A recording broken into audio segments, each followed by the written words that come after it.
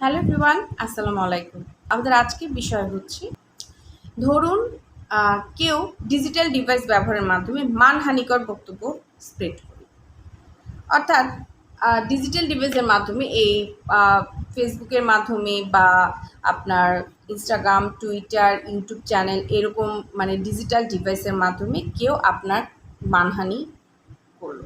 অর্থাৎ মানহানিকর কোনো video clips বা ভয়েস, SMS, MMS এই জিনিসগুলো স্প্রেড করলো। এই ক্ষেত্রে তার শাস্তির বিধানটা কী? আবার কেউ ধরুন ধর্মীয় উদ্দেশ্যে অর্থাৎ ধর্ম নিয়ে কোনো একটা কটূক্তি কথা বলে উঠল বা ধর্ম নিয়ে কেউ আন্দোলন করলো বা এবং এই সব কিছু ডিজিটাল ডিভাইসের মাধ্যমে।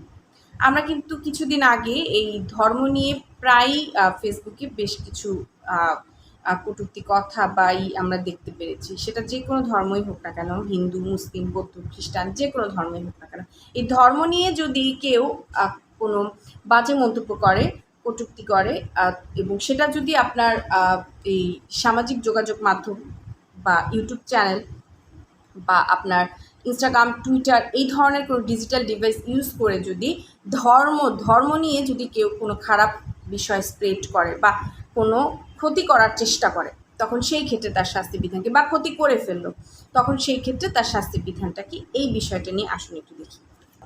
আচ্ছা, এই আইনের ধারা ২৮-এ বলা হচ্ছে ধর্মীয় উদ্দেশ্যে যদি কেউ এই ধরনের কাজ করে থাকে, ডিজিটাল ডিভাইস ইউজ করে যদি কোনো খারাপ মন্তব্য বা কোনো অর্থাৎ সোজা কথা ধর্মীয় মূল্যবাদ বা অনুভূতিতে যদি কেউ আঘাত সৃষ্টি করে, তখন সেই ক্ষেত্রে তার শাস্তি হচ্ছে ৫ বছরের কারাদণ্ড বা ১০ লক্ষ টাকা অর্থদণ্ড। আর কেউ যদি দ্বিতীয়বার এই কাজটা করে থাকে, তখন তার শাস্তি হচ্ছে ১০ বছরের কারাদণ্ড বা ২০ লক্ষ টাকা অর্থদণ্ড। কেউ যদি মানহানিকর বক্তব্য স্প্রেড করে, তো সেই সম্পর্কে শাস্তির বিধান রয়েছে এই আইনে, অর্থাৎ ডিজিটাল সিকিউরিটি অ্যাক্ট ২০১৮ ধারা ২৯-এ বলা হচ্ছে এই ধরনের কাজ যদি কেউ করে থাকে, তবে তার শাস্তির বিধান হচ্ছে ৩ বছরের কারাদণ্ড বা ৫ লক্ষ টাকা অর্থদণ্ড। আর নেক্সট টাইম যদি সেই কাজগুলো করে থাকে, বছরের কারাদণ্ড বা ১০ লক্ষ টাকা অর্থদণ্ড। আশা করি আপনাদের কাছে বিষয়টা ক্লিয়ার। তার মানে যদি কেউ ধর্মীয় মূল্যবোধ বা অনুভূতিতে আঘাত সৃষ্টি করে, তবে তার শাস্তি হচ্ছে আপনার কত, ৫ বছরের কারাদণ্ড বা কত, ১০ লক্ষ টাকা অর্থদণ্ড। আর যদি নেক্সট টাইম অর্থাৎ দ্বিতীয়বার যদি সে কাজ করে থাকে, তবে তার শাস্তি হচ্ছে ১০ বছরের কারাদণ্ড বা ২০ লক্ষ টাকা অর্থদণ্ড। আর কেউ যদি মনে করুন যে মানহানিকর বক্তব্য পেশ করে থাকে, অর্থাৎ ডিজিটাল ডিভাইস ইউজ করে কেউ যদি কারো মানহানিকর কোনো বিষয় স্প্রেড করে থাকে যেটা নাকি তাতে মানহানি হয়ে থাকে, তখন সেই ক্ষেত্রে তার শাস্তি হচ্ছে আপনার কত, তার শাস্তি হচ্ছে ৩ বছরের কারাদণ্ড বা ৫ লক্ষ টাকা অর্থদণ্ড। আর দ্বিতীয়বার করলে ৫ বছরের কারাদণ্ড বা ১০ লক্ষ টাকা অর্থদণ্ড। আশা করি আপনাদের কাছে বিষয়টা ক্লিয়ার হয়ে গেছে। আসুন আরও কিছু বিষয় নিয়ে আমরা আলোচনা করি। ধরুন কেউ আমাদের মহান মুক্তিযুদ্ধ, এই মুক্তিযুদ্ধের চেতনা, অনুভূতি, জাতীয় পতাকা, জাতির পিতা বঙ্গবন্ধু শেখ মুজিবুর রহমান, ওনাকে নিয়ে যদি কেউ প্রোপাগান্ডা সৃষ্টি করে, অর্থাৎ মানে কোনো খারাপ বক্তব্য, কটূক্তি, খারাপ উদ্দেশ্য নিয়ে কোনো একটা বিষয় আলোচনা করে, অর্থাৎ এক কথা আমাদের দেশের মুক্তিযুদ্ধের চেতনা, মহান মুক্তিযোদ্ধা যারা আছেন তারা, বুদ্ধিজীবী, এরপর হচ্ছে আপনার দেশ, আমাদের মাতৃভূমি বাংলাদেশ, এই বিষয়ে জাতির পিতা ওনাদেরকে নিয়ে যদি কেউ খারাপ বক্তব্য সৃষ্টি করে এবং খারাপভাবে কোনো মন্তব্য স্প্রেড করে যেটা নাকি আমাদের দেশে বা অনুভূতিতে আঘাত সৃষ্টি করছে, তখন সেই ক্ষেত্রে তার শাস্তির বিধানটা কী, এই সম্পর্কে এই আইন অর্থাৎ ডিজিটাল সিকিউরিটি অ্যাক্ট ২০১৮ কত ধারা ২১-এ বলা হচ্ছে সেই ক্ষেত্রে তার শাস্তি হচ্ছে ১০ বছরের কারাদণ্ড, অর্থাৎ অনধিক ১০ বছরের কারাদণ্ড বা ১ কোটি টাকা অর্থদণ্ড। আর কেউ যদি দ্বিতীয়বার এই ধরনের অপরাধ করে থাকে, তবে তার শাস্তি হচ্ছে যাবজ্জীবন কারাদণ্ড বা অনধিক ৩ কোটি টাকা অর্থদণ্ড। দেখতেই পাচ্ছেন কত কঠিন শাস্তির বিধান এখানে রাখা হয়েছে। তো আশা করি আপনারা এই যত শাস্তির বিধানগুলো আমরা আমি বলছি এবং আপনারা সবাই যারা আমার ভিডিওটা দেখছেন, তারা যদি একটু সচেতন হন, তো নেক্সট টাইম আশা করব এই ধরনের কাজ আপনারা কেউ করবেন না। তো যেটা দেখলাম এই আইনে অনেক কঠিন কঠিন শাস্তির বিধান রাখা হয়েছে। এই ডিজিটাল ডিভাইস অর্থাৎ ডিজিটাল বিষয়গুলো নিয়ে কেউ যদি কোনো অপরাধ করে থাকে, অর্থাৎ সাইবার ক্রাইমের মতো কোনো কাজ যদি করে থাকে, তবে তার কঠিন শাস্তির বিধান এই ডিজিটাল সিকিউরিটি অ্যাক্ট 2018-এ আলোচনা করা হয়েছে।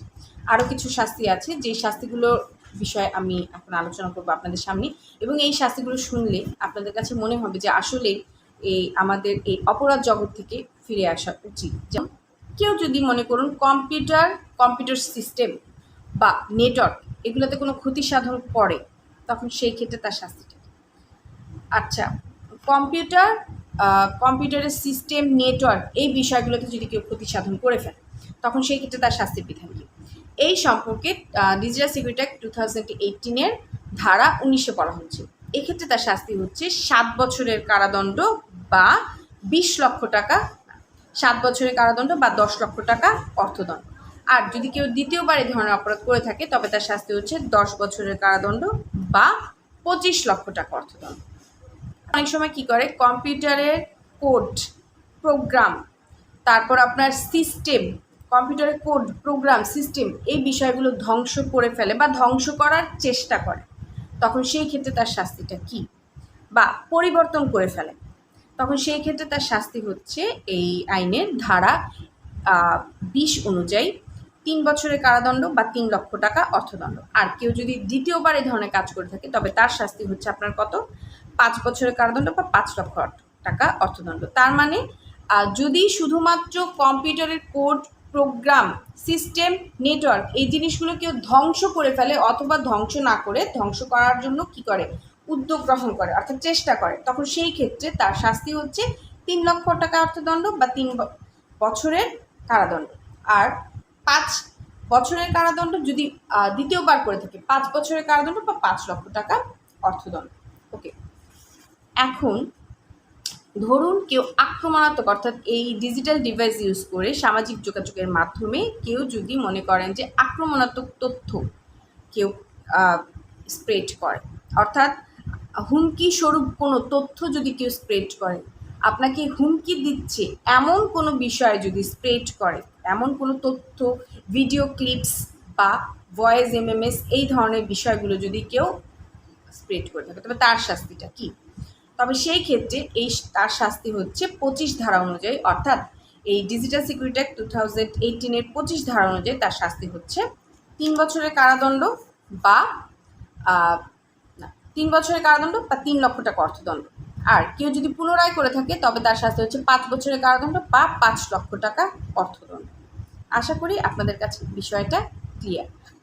আবার ধরুন কেউ যদি ট্রানজ্যাকশন করে বা জালিয়াতি করে থাকে, অর্থাৎ কম্পিউটার ডিভাইস, কম্পিউটার সিস্টেম এই বিষয়গুলো নিয়ে যদি কেউ জালিয়াতি করে থাকে বা প্রতারণা করে থাকে, তখন সেক্ষেত্রে তার শাস্তিটা কী? সেই ক্ষেত্রে তার শাস্তি হচ্ছে 5 বছরের কারাদণ্ড বা 5 লক্ষ টাকা অর্থদণ্ড। আর হচ্ছে আপনার যদি কেউ দ্বিতীয়বার এই ধরনের অপরাধ করে থাকে, তবে তার শাস্তি হচ্ছে 10 বছরের কারাদণ্ড বা 10 লক্ষ টাকা অর্থদণ্ড। আর মনে করুন কেউ যদি মনে করেন ট্রানজ্যাকশন করে থাকে, ট্রানজ্যাকশন করে থাকেন এই মনে করেন এই ডিজিটাল ডিভাইস বা ডিজিটাল সিকিউরিটি নিয়ে, ঠিক আছে, তখন সেই ক্ষেত্রেও তার শাস্তি কিন্তু এই আইনের 30 ধারায় উল্লেখ করা হয়েছে। এই আইনের 30 ধারায় বলা হচ্ছে তার শাস্তি হবে 5 বছরের কারাদণ্ড বা 5 লক্ষ টাকা অর্থদণ্ড। আচ্ছা, আবার কিছু অপরাধ আছে। ধরুন কেউ ডিজিটাল ডিভাইস বা ডিজিটাল সিকিউরিটি, নেটওয়ার্ক এই বিষয়গুলো ব্যবহার করে জালিয়াতি বা প্রতারণা করল, তখন সেই ক্ষেত্রে, অথবা মনে করেন কারো পরিচয় পত্র চুরি করে নিল আর কি, ঠিক আছে, বা পরিচয়পত্র ইউজ করে অন্য আরেকজনের মানে পরিচয়পত্র ইউজ নিজে করে কোনো একটা ক্রাইম করলো, তখন সেই ক্ষেত্রে তার শাস্তির বিধান কী? সেই ক্ষেত্রে তার শাস্তি হচ্ছে 5 বছরের কারাদণ্ড বা 5 লক্ষ টাকা অর্থদণ্ড। আর কেউ যদি নেক্সট টাইম অর্থাৎ দ্বিতীয়বার এই ধরনের অপরাধ করে, তবে তার শাস্তি হচ্ছে 7 বছরের কারাদণ্ড বা 10 লক্ষ টাকা অর্থদণ্ড। আর যদি কেউ ট্রানজ্যাকশন করে থাকে, অর্থাৎ এই ডিজিটাল সিকিউরিটি বা ডিজিটাল ডিভাইসের মাধ্যমে আইনানুগ বহির্ভূত হয়ে ট্রানজ্যাকশন করলো, অর্থাৎ আইনের বিধানটাকে ভঙ্গ করে তারপর ট্রানজ্যাকশন করলো, তখন সেই ক্ষেত্রে তার শাস্তির বিধানটা কী? সেই ক্ষেত্রে তার শাস্তি হচ্ছে আপনার 5 বছরের কারাদণ্ড বা 5 লক্ষ টাকা অর্থদণ্ড। আর কেউ যদি নেক্সট টাইম এই ধরনের অপরাধ করে থাকে দ্বিতীয়বার, তখন সেই ক্ষেত্রে তার শাস্তি হচ্ছে আপনার 7 বছরের কারাদণ্ড বা 10 লক্ষ টাকা অর্থদণ্ড। আশা করি আপনাদের কাছে এই শাস্তির বিধানগুলো ক্লিয়ার। আমি আজকে অনেকগুলো শাস্তির বিধান আলোচনা করেছি আপনাদের এখানে, অনেকগুলো ক্রাইম এবং অনেকগুলো শাস্তি আপনাদের এখানে আলোচনা করেছি। আশা করি আপনাদের কাছে বিষয়টা ক্লিয়ার। যারা শুরু থেকে শেষ পর্যন্ত ভিডিওটা দেখেছেন তাদের কাছে এই বিষয়টা একেবারে ক্লিয়ার যে কোন কোন সাইবার ক্রাইমগুলো করলে কোন কোন অপরাধগুলো হতে পারে, অর্থাৎ কোন কোন সাইবার ক্রাইমগুলো করলে কোন কোন শাস্তির বিধান রয়েছে এই ডিজিটাল সিকিউরিটি অ্যাক্ট 2018-এ, এই বিষয়গুলো আপনাদের কাছে ক্লিয়ার হয়ে যাবে।